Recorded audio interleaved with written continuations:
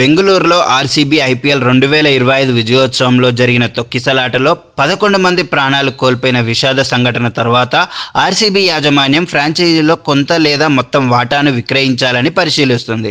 RCB మొదట విజయ్ మాల్యా సొంతం చేసుకున్నారు.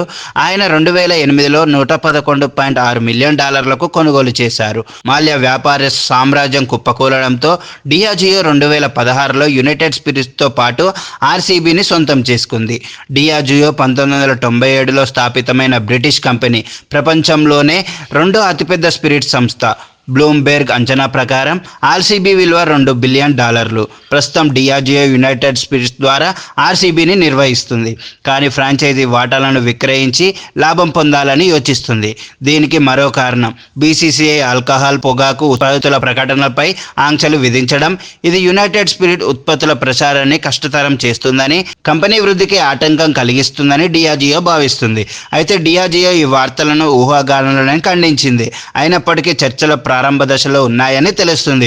గత వారం అహ్మదాబాద్లో జరిగిన ఐపీఎల్ 2025 ఫైనల్లో ఆర్సీబీ పంజాబ్ కింగ్స్ను 6 పరుగుల తేడాతో ఓడించి 18 ఏళ్ల తర్వాత తొలి ఐపీఎల్ టైటిల్ గెలుచుకుంది. విరాట్ కోహ్లీ నాయకత్వంలో ఈ విజయం సాధ్యమైంది.